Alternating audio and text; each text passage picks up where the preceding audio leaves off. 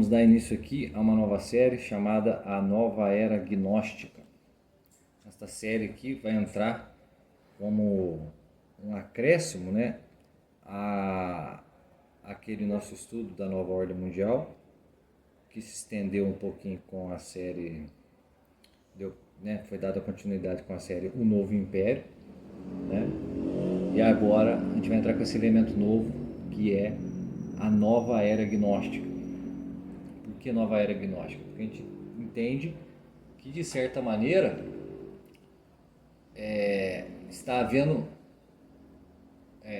nesse período de tempo que a gente vive, né, um período que se distingue de todos os outros pela formação de um império mundial, num sentido racionalizado e autêntico, né?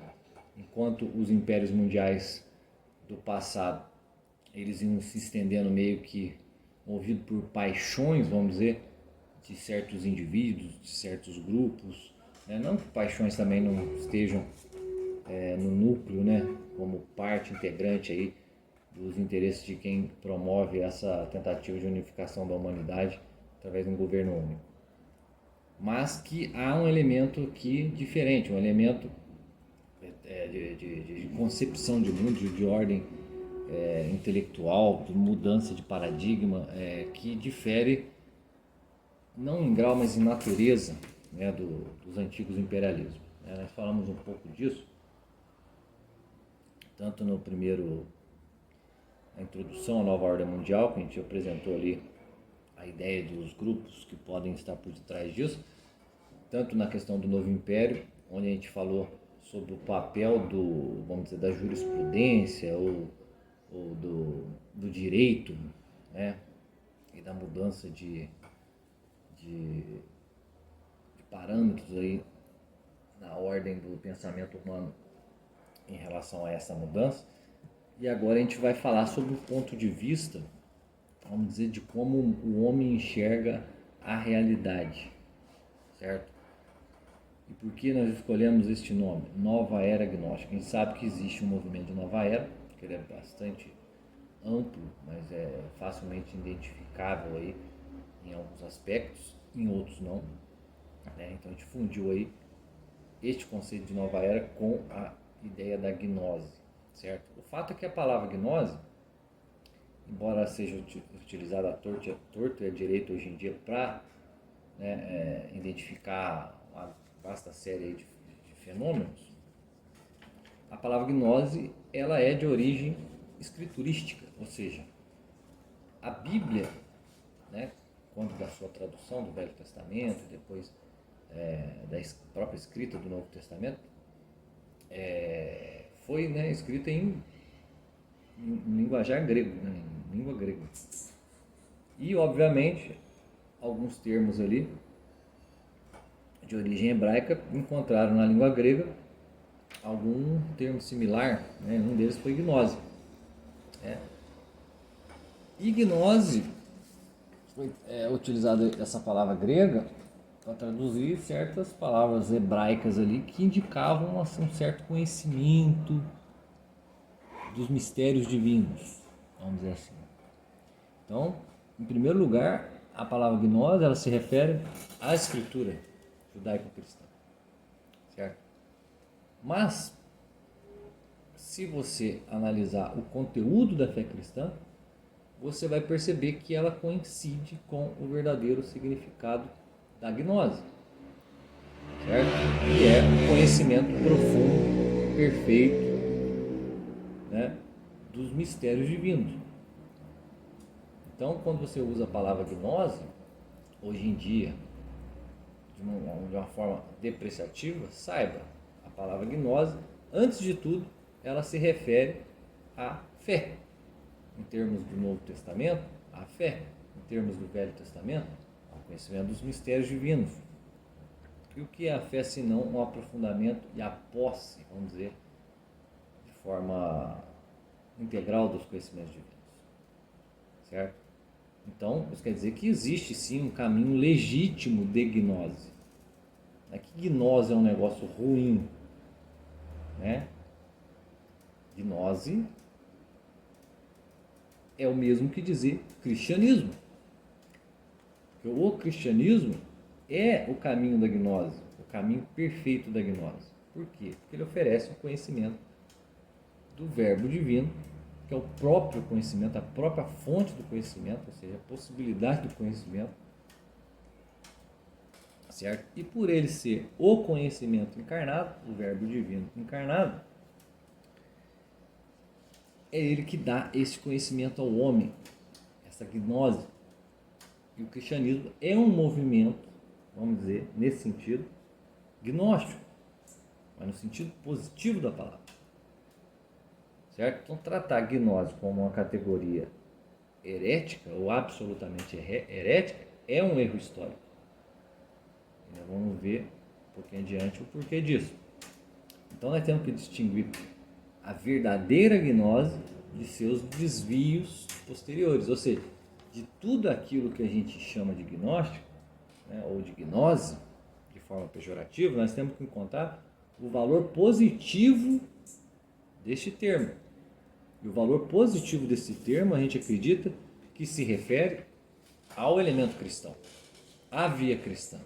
Isso daí você vai ver muito bem explicadinho no livro O Segredo do Caminho Cristão, do Segredo do Caminho Cristão, do Jean Borella. Este livro aí, praticamente, ele serviu aqui como um pano de fundo para a nossa aula. Então seria bom todos procurar esse livro, porque esse livro é interessantíssimo e tira muita caraminhola da nossa cabeça a respeito dessa questão da gnose, certo?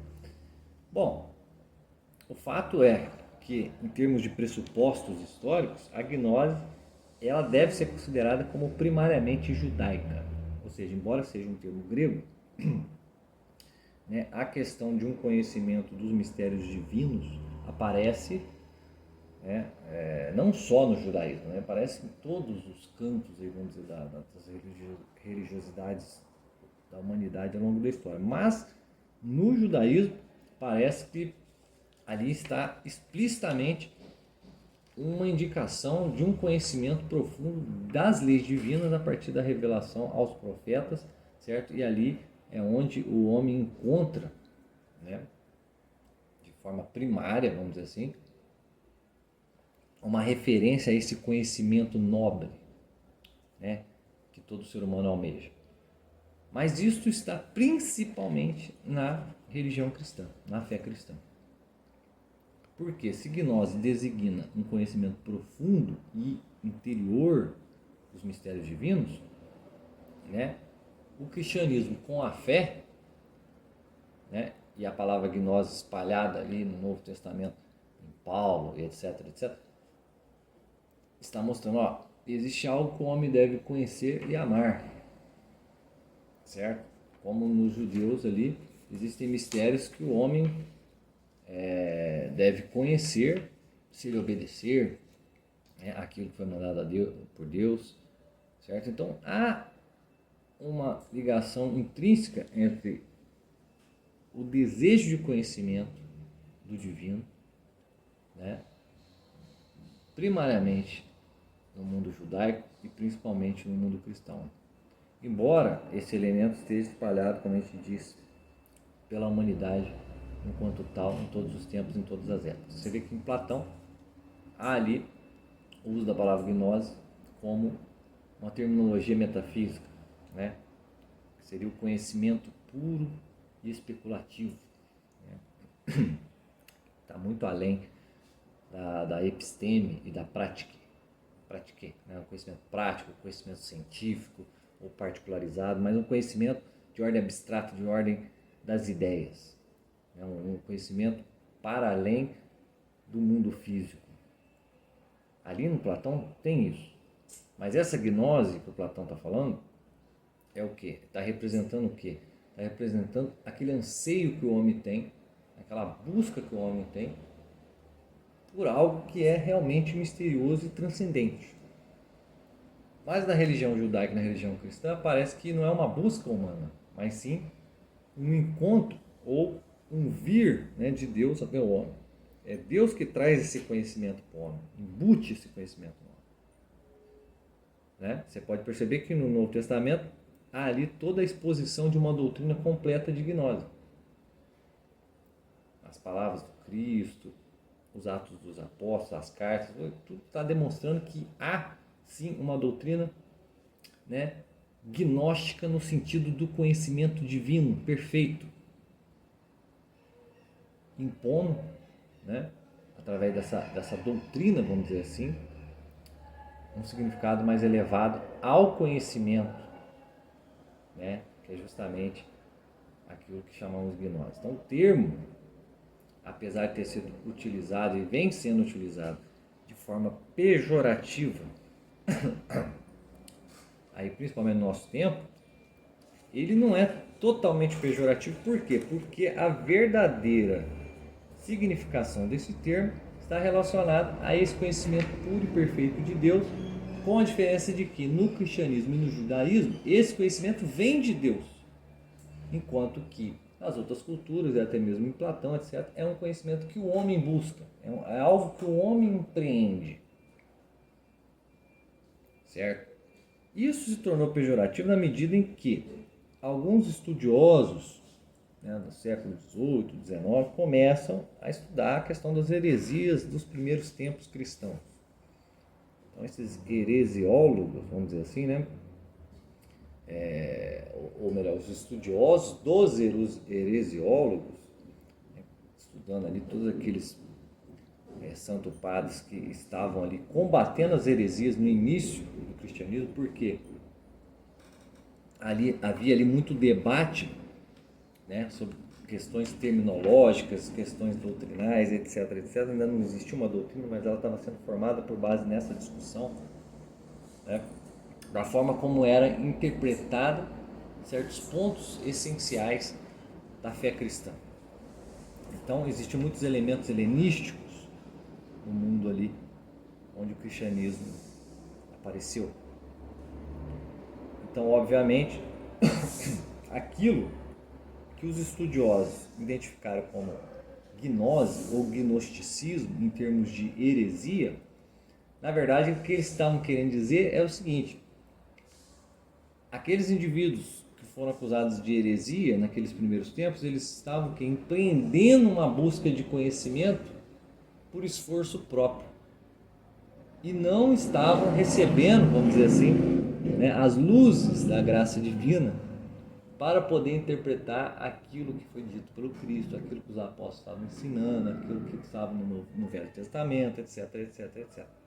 Então são aqueles indivíduos que tentaram, de alguma forma, incluir algo de novo em termos de doutrina, em termos de ideias acerca da revelação divina. Então não existia um título naquela época assim, ó, gnóstico. O sujeito é gnóstico, certo? Não existia um título propriamente dito no combate, vamos dizer, às doutrinas heréticas. Isso era uma atribuição particular. Ó, este sujeito aqui, não existia um grupo, mas esse sujeito aqui, ele está tendo uma atitude herética.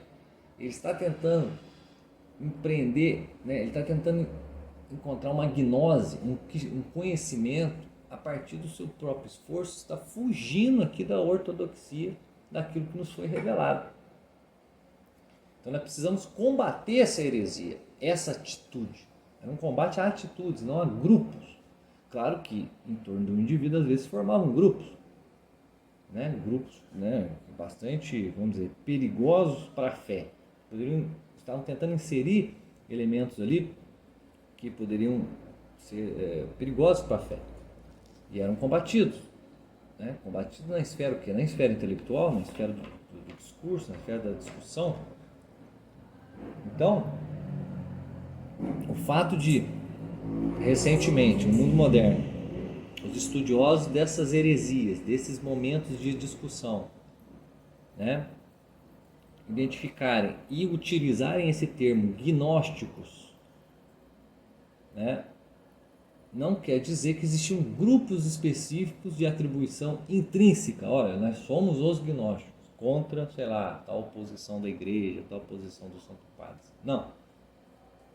Existiam indivíduos que estavam contrastando com as doutrinas até então, né, até então aceitáveis como corretas, né, dadas pela revelação.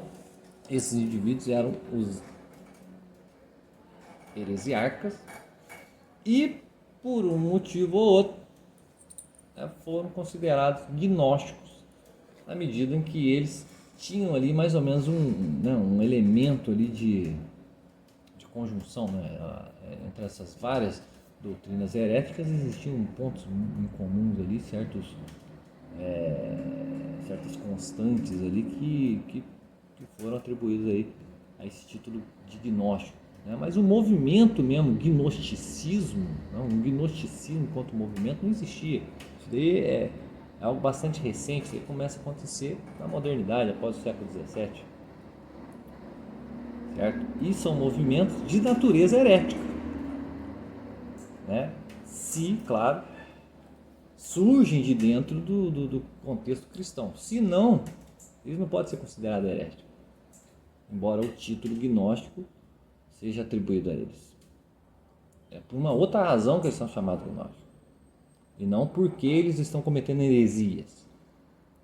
Então isso já mostra que o título gnóstico já é um enquadramento de bastante duvidoso. Certo? Então não existia uma heresia formalmente chamada gnosticismo naquele período antigo. Isso daí começou a se dar por conta do estudo histórico moderno, né, que foi empreendido sobre o trabalho dos heresiólogos, ou seja, daqueles caras que combatiam a heresia. Então, em termos de pressupostos históricos, vamos afirmar aqui, conforme Jean Borella no seu livro, não há uma categoria histórica chamada gnosticismo no cristianismo primitivo. Não há. Há heresias de tipo gnóstico, por quê?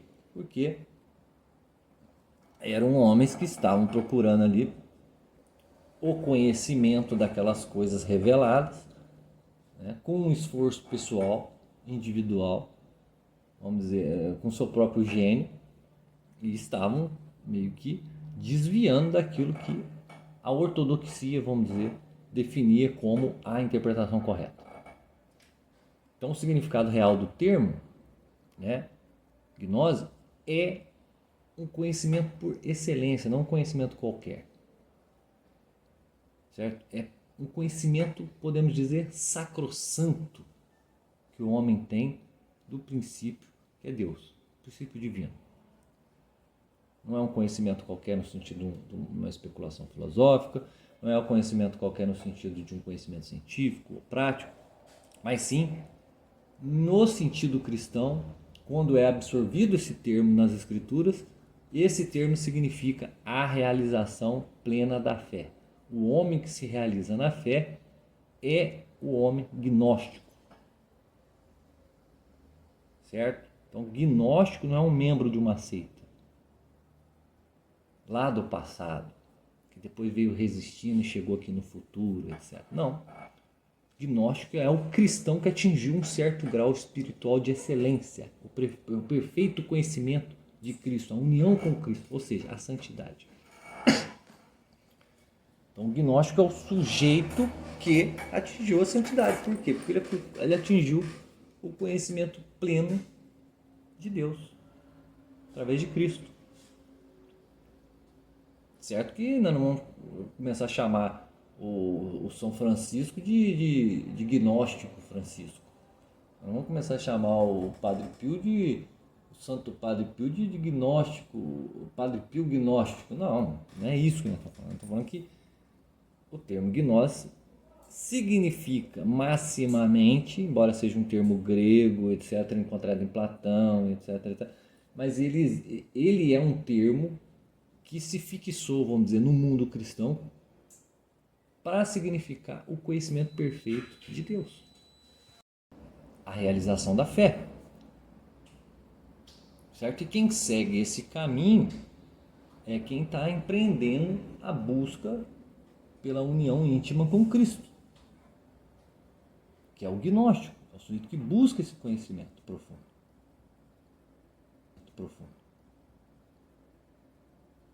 Certo? Claro que essa busca pelo conhecimento perfeito em Cristo, vamos dizer, que é o sentido real e último dessa expressão, gnose, né? Ela está correlacionada a outras noções de algumas, por exemplo, organizações iniciáticas, como, sei lá, Rosa Cruzes, que tem lá nos seus símbolos, por exemplo, se você reparar, uma rosa no centro da cruz, que é o símbolo dos Rosa Cruzes, mostrando justamente, ó, ali, essa rosa representa o conhecimento perfeito que se dá na cruz, no centro da cruz, é onde você deve buscar, é ali que está ele, é o Cristo. Né? No mundo oriental, o conhecimento lá, por exemplo, termos como yogi ou sufis islâmicos, etc, etc. Certo? Então você encontra correlações a essa busca também em outras tradições, mas jamais você pode correlacionar a isso a um grupo específico e destacado, mas apenas como menções a um certo estado espiritual. Então, um certo estado espiritual que o homem busca, as suas tradições respectivas, sendo que nós cremos que a tradição cristã é a tradição onde se condensa essa busca e se termina essa busca de forma perfeita, certo? Então, por mais que isso esteja correlacionado a outras tradições, ainda assim o termo se tornou um rótulo inapropriado nos dias atuais, na modernidade. Por quê? Porque dá a entender que existiam grupos, vamos dizer, formalmente gnósticos. Então, na verdade, não há. Esses grupos começam a se formar na modernidade, a partir do momento que a palavra gnose começa a perder o seu significado mais, vamos dizer, purificado, que é o significado cristão. Certo? E por que perdeu esse significado? Em primeiro lugar, porque a cultura já não é mais cristianizada. As terminologias cristãs que estão espalhadas pela cultura já foram também secularizadas. E certas tendências que você encontra nos antigos gnósticos, né, no sentido assim, nos antigos indivíduos que estavam ali tentando empreender um esforço intelectual para explicar a realidade, vamos dizer assim,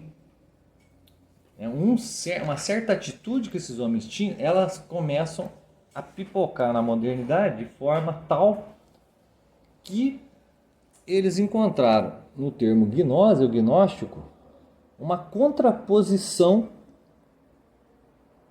ao estabelecido. Então, se nós temos uma cultura cristã, um mundo cristão, eles estão nos escondendo algo que nós precisamos descobrir, né? O famoso chamado da serpente, né? A serpente fala para Adão e Eva: olha, vocês estão perdendo tempo, porque se vocês derem uma mordidinha ali naquele fruto, vocês vão descobrir coisas que vocês não sabem que estão sendo escondidas de você. Então, essa tendência começa na modernidade,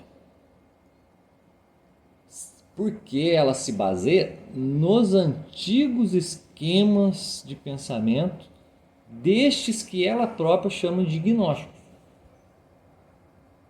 Então, nós vamos trazer um exemplo aqui objetivo de um desses esquemas de pensamento, desses sistemas de pensamento do mundo antigo, dos primeiros séculos, para mostrar que a partir de um núcleo fundamental, de um núcleo de entendimento que está num sistema de entendimento da existência, lá de trás, o núcleo daquele negocinho ali, ele foi se proliferando porque existe uma experiência fundamental que é dada a todos os seres humanos.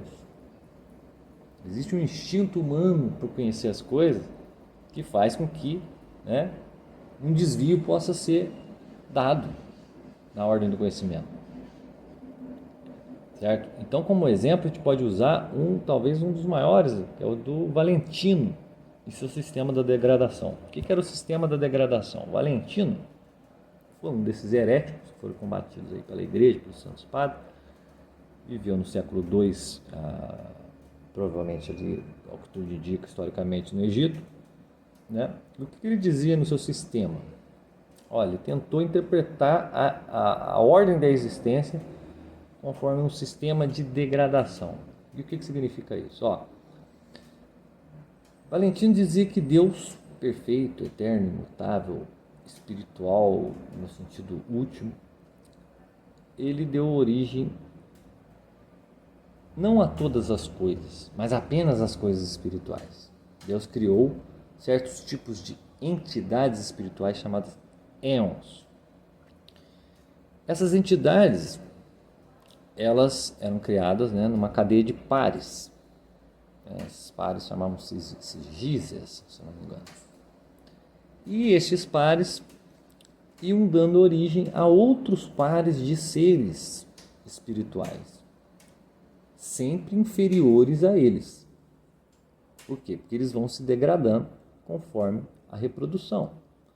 Quanto mais eles se reproduzem, os pares seguintes vão se distanciando, né, do princípio fundamental, que é o Deus puro, eterno e verdadeiro. Nessa reprodução, segundo Valentino, chega um ponto em que um éon desses, que ele chama de Sofia, né, a palavra grega que significa sabedoria, esse éon decide, por conta própria, sei lá por quê, sair dessa cadeia, se desviar dessa cadeia aí de reprodução que o Deus verdadeiro criou. Então, ela vai lá e gera sozinha um novo princípio, um princípio que contrasta com os princípios anteriores, espirituais, não é o princípio material. E como ela faz isso sozinha, e ela é um princípio, vamos dizer, passivo e feminino, este princípio que ela gera é um princípio idêntico a ela mesma. Então, é um princípio absolutamente passivo. O mundo material. Ou o princípio material. Certo? Totalmente passivo. Acontece que ela não gera só isso, segundo Valentino. Nesse ponto, ela gera também um outro éon, chamado Demiurgo. E o Demiurgo é um éon meio sacana. O que ele faz? Ele pega o princípio material, né, ali ainda sem nenhuma determinação, vamos dizer assim, a matéria-prima, podemos dizer, e impõe sobre essa matéria uma ordem, a sua ordem, ou seja, aquilo que era a sua vontade. Ele impõe ali àquela matéria, aquele princípio material, a sua ordem, a sua imagem, a sua semelhança. E por conta disso, aqui embaixo, né, no mundo material, as pequenas centelhas divinas de vida espiritual ficam aprisionadas, no caso, os seres humanos, do qual o Demiurgo impõe suas regras, suas normas, etc, etc. Ou seja, Deus não criou esse mundo, onde nós temos corpos e etc, o mundo material.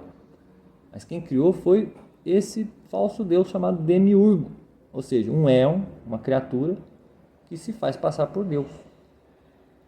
E o Valentino ele chega à conclusão que, se é assim, então o Deus do Antigo Testamento é ele próprio, o Demiurgo. Por quê? Porque é ele que está se relacionando com o homem, é ele que está dando normas ao homem, é ele que se vinga, é ele que se ira, etc, etc. Ou seja, é um Deus passional também. Então Deus verdadeiro não criou esse mundo.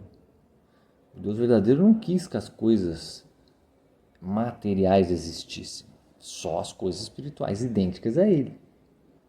Só que chega num ponto que esse Deus verdadeiro fala, não, chega com essa brincadeira aí. O Demiurgo já fez besteira demais, a Sofia já criou esse mundo estranho e doloroso e feio e sombrio que chama a matéria.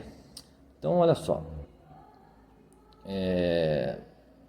vamos aqui mandar uma centelha nova de vida divina, espiritual, para descer lá na matéria, certo? Vou mandar aqui um éon especial aqui, chamado psicopompo, ou seja, o que é o psicopompo? É um guia para as almas.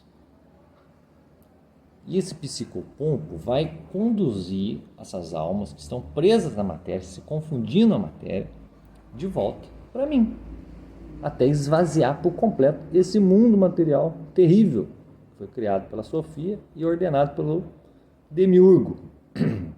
E esse psicopompo, Valentino diz que é o Cristo. Então, segundo Valentino, Cristo é aquele que desceu à matéria para guiar as almas aprisionadas até Deus. E por qual via o psicopompo irá atrair as almas de volta para a sua realidade verdadeira, que é o mundo espiritual? É o conhecimento. Então, Valentino usa a palavra gnose. O conhecimento, ou seja, a gnose, é a via pela qual nós sairemos do mundo aprisionante, imperfeito, não criado por Deus, um mundo terrível, lastimoso, etc., de volta ao mundo perfeito da criação divina. Porque nós somos espíritos e devemos voltar à nossa sede. Então, veja bem, além de tornar isso tudo aí, essa história toda, além de tornar a salvação algo assim muito mais, entre aspas, fácil do que realmente é. Por quê? Se você fica sabendo disso, alguém chega e te fala, o Cristo, na verdade, olha só, todo esse ascetismo, toda essa sanha por sacrifício, jejum, etc., nada disso adianta, porque tudo que você tem que saber é uma coisa, é que você é uma centelha espiritual e o Cristo é o psicopompo que vai te guiar de volta à sua pátria divina. Tudo isso daí, de uma certa forma, parece bastante lógico. Basta saber disso, que está tudo feito. Tudo depende desse conhecimento. Você conheceu isso aqui que eu estou falando, você já está salvo. Obviamente que isso daí implica no quê? Implica na criação de uma hierarquia espiritual, uma elite espiritual. No momento seguinte que você impõe isso, você já está criando uma hierarquia, uma elite espiritual. Por quê? O Valentino ele vai dizer, existe um grupo de pessoas que são pessoas espirituais, ou seja, pessoas com conhecimento para a revelação, aqueles homens que entendem a revelação, igual ele. Certo? Abaixo desses homens, que ele chama de pneumáticos, espirituais, há um grupo de pessoas que são pessoas psíquicas, ou seja, pessoas que vivem não, vamos dizer, no andar do espírito, mas no andar da alma. Elas não são totalmente espirituais, mas elas podem ser doutrinadas, ou seja, pela psique elas podem entender essas coisas e nos seguir nós, os líderes da elite espiritual. Porém, além desses psíquicos, há uma grande maioria de pessoas que são pessoas brutalmente materiais, uns ílicos. Pessoas tais que praticamente não vivem uma vida de espírito, ou uma vida psíquica, uma vida de alma. E esses homens não vão entender nossa mensagem, então eles estão destinados ao quê? A se destruírem, ou seja, a serem consumidos pela própria matéria. Então, basicamente, isso daí é um discurso que na modernidade foi atribuído o quê? A terminologia é um discurso gnóstico. Por quê? Porque o sujeito está falando que existe um conhecimento verdadeiro, legítimo, perfeito, pleno, que vai libertar o homem do mal que Deus não criou. E de fato o cristianismo ele diz que Deus não criou o mal. Quem criou o mal, o pecado, etc., foram os anjos, e depois transferiram isso para a esfera humana. Mas Deus, quando criou o universo, todas as coisas, a primeira coisa que ele disse foi, e viu que era bom. Deus viu que era bom. Isso tudo é muito bom. E aí?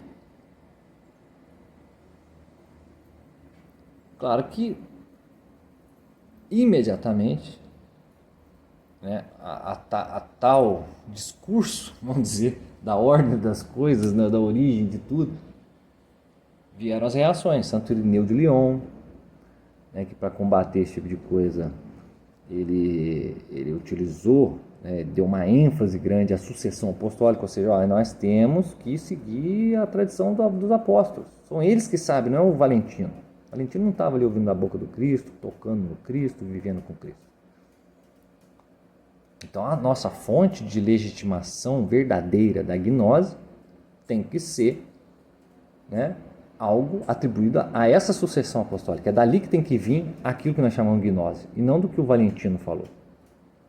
Então ali está a verdadeira fé, a verdadeira gnose, a verdadeira pregação de Cristo feita pelos apóstolos. E lembrando que, Santo Irineu foi discípulo de Policarpo, que foi discípulo de São João, que foi discípulo de Cristo. Então, o modo de garantir que essas aberrações não continuassem a proliferar e destruir toda a ordem, vamos dizer, do cristianismo, a sucessão apostólica, a sucessão dos bispos, foi colocada por Santo Irineu como uma garantia contra essas heresias gnósticas, no sentido de querer dizer que esse conhecimento ou conhecimentos desse tipo, dessa ordem, são os que vão levar à salvação, quando na verdade não é. O conhecimento que vai levar é a fé numa pessoa chamada Jesus Cristo, certo? No qual, pelo contato pessoal, nós podemos ascender à santidade, ou seja, a gente ascender no caminho cristão. Então, de todos os sistemas que a partir da experiência do desespero cósmico, vamos dizer assim, né? Porque são experiências do desespero cósmico. Isso aí que o Valentino está mostrando. Porque eles mostram um mundo cruel, um mundo bizarro, que não foi criado por Deus, quando na verdade foi. Certo? Então, por conta desse desespero cósmico, ou seja, da dificuldade que o homem tem de compatibilizar uma criação divina com a dor e o sofrimento presentes no cosmos, vão sendo desenvolvidas doutrinas espirituais ou filosóficas, etc, etc, que acabam sendo contrárias ao conteúdo da revelação. E este é o problema. O conteúdo da revelação, ele só vai ser preservado se tiver uma sucessão apostólica. Por quê? Porque os caras que conheceram Cristo vão passar para outros caras que conheceram eles, que vão passar para outros caras que conheceram eles, e assim por diante. E quando chega um Valentino e fala esse tipo de coisa, você vai falar, opa, peraí, mas o que diz São João?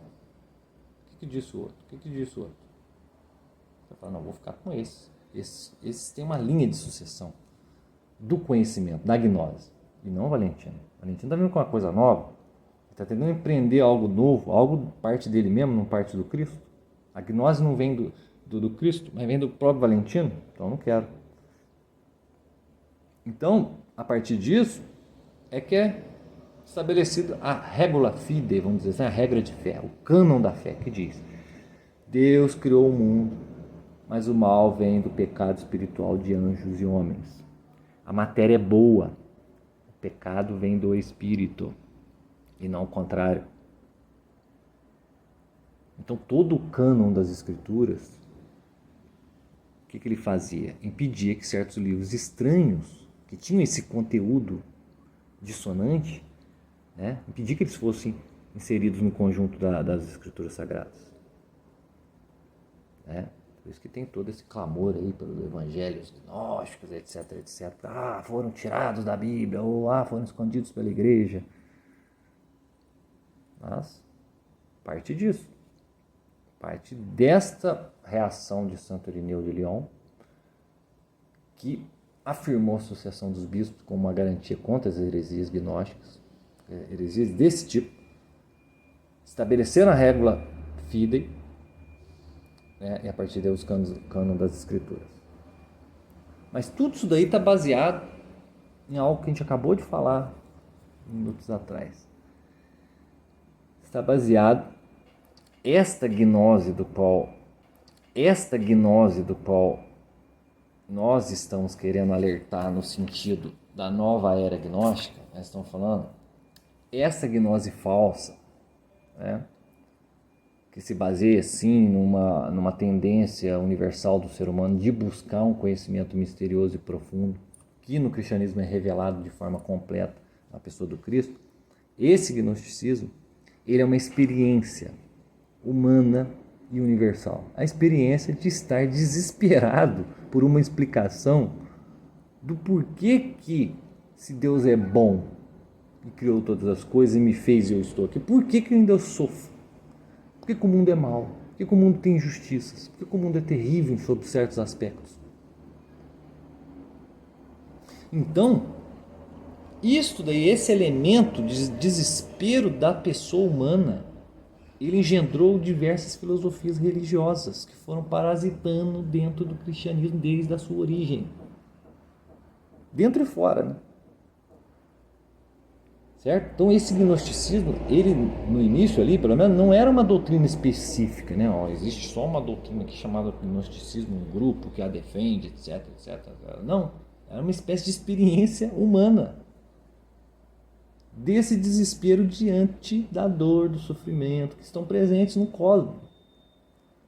Essa experiência fundamenta todas as doutrinas gnósticas. Embora elas contrastem umas com as outras, e às vezes não tem nada a ver uma com a outra, todas elas incluem esse elemento. Existe algo de errado no mundo. E existe mesmo, é o pecado, né? Mas o pecado foi suprimido pelo Cristo, né? Para aqueles que foram batizados, mas as suas consequências não. As consequências do pecado continuam existindo, mas a graça de Deus, a graça do Cristo, nos fortalece para quê? Para continuar seguindo o caminho do conhecimento dele, da aproximação dele, da união com ele, a fim de que nós sejamos santificados.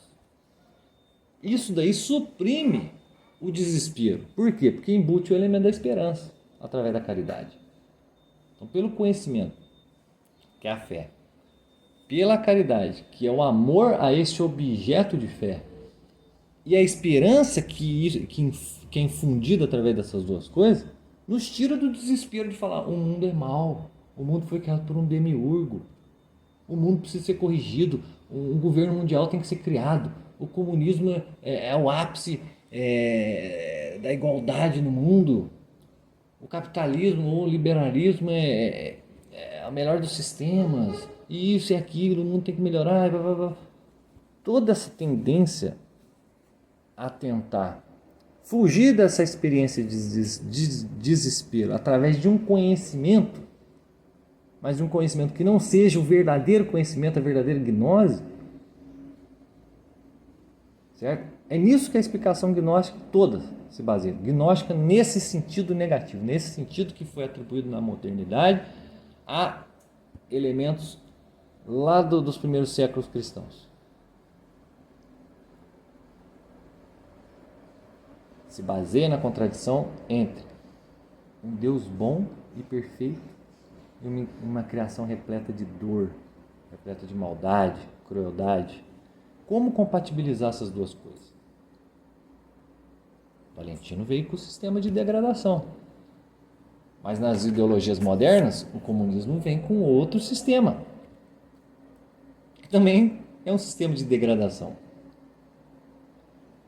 Né? A nova ordem mundial vem com outro sistema, e assim por diante. Os sistemas proliferam. Então, o que a gente está chamando de nova era gnóstica? Isso é gnose. É um verdadeiro e pleno conhecimento da fé. Como a gente está falando aqui, conhecimento profundo do Cristo e a união consequente com ele. E o gnosticismo é o movimento dos homens que procuram este conhecimento. Obviamente, tudo aquilo que não é este conhecimento é o gnosticismo nesse sentido depravado da coisa. É o gnosticismo no sentido do desespero e não da esperança. A gnose e o gnosticismo, né, verdadeiro, eles têm um elemento de esperança, porque é o elemento cristão. Agora, a gnose e o gnosticismo pervertidos é o desespero, é a experiência do desespero cósmico. É o homem que nasceu mulher e não quer ser homem, entendeu? É a mulher que fica grávida e diz meu corpo, minhas regras, quer jogar o bebê no lixo. É o sujeito que, sei lá, empreende uma luta racial porque ele acha que a raça dele é melhor do que a dos outros. É o sujeito que acha que o mundo é desigual porque a economia não reparte os bens igualitariamente com todo mundo, por isso que o mundo tem as misérias. São as explicações que vão pululando conforme as épocas. Quando surge dentro do ambiente cristão, é uma heresia. Quando surge fora do ambiente cristão, é, vamos dizer assim, um projeto paralelo ao cristianismo e que o vê como um inimigo em potencial, o maior de todos. Então a gente quer mostrar aqui nessa série que este elemento pervertido da gnose é o que a gente chama de nova era gnóstica. Certo? Esse elemento pervertido da gnose, ou seja, é o elemento do desespero diante do sofrimento universal, diante da imperfeição do mundo material, do mundo cósmico, né? E a crença de que existe um mundo perfeito, né, o mundo das ideias, como é o Platão, o mundo espiritual aí perfeito, como diz o Valentino e tantas outras correntes aí gnósticas nesse sentido. Esse é o gnosticismo pervertido. Só que, como a gente vai ver na segunda aula, esse gnosticismo que tende a criar uma figura ideal do mundo espiritual e uma figura depreciativa do mundo material, em contradição com a doutrina de fé da igreja, do cristianismo e das próprias escrituras, essa ideia de colocar o espiritual em primeiro plano, essa ideia está tendo uma inversão na modernidade. A modernidade engendrou a inversão do próprio gnosticismo, colocando o mundo material como o mundo dos éons, o mundo da criação, vamos dizer, mais perfeita de Deus. E o mundo espiritual como quase que como algo que não existe, algo que foi criado pela mente humana, portanto é pervertido. Ou seja, o demiurgo das mentes humanas criaram esse negócio de vida espiritual, de fé, de vida após a morte, e de salvação. Mas na verdade não existe nada disso. Existe esse mundo aqui, ele que é perfeito. Ele que foi criado pelo Deus verdadeiro.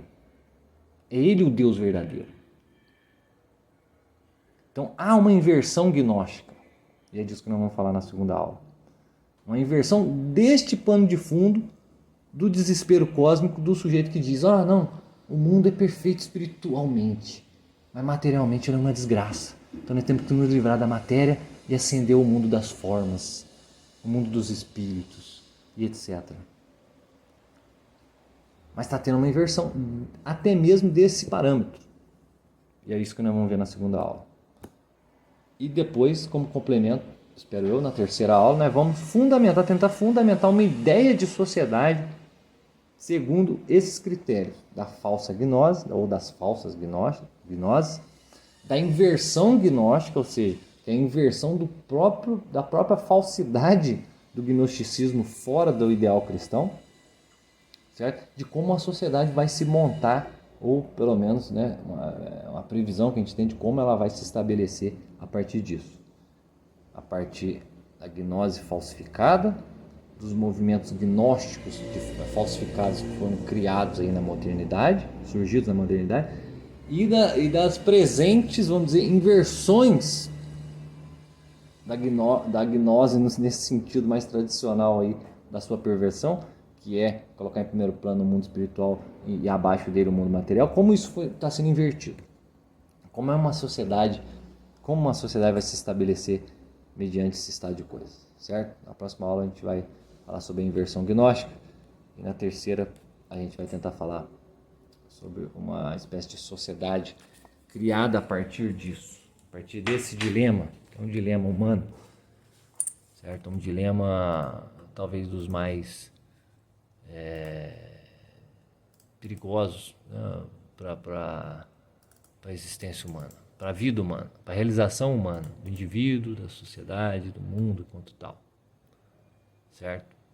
Então a gente vai analisar o que seria essa nova era gnóstica, a partir da inversão gnóstica e propriamente das falsas gnoses, ok? Então, Obrigado a todos, até a próxima aula e valeu!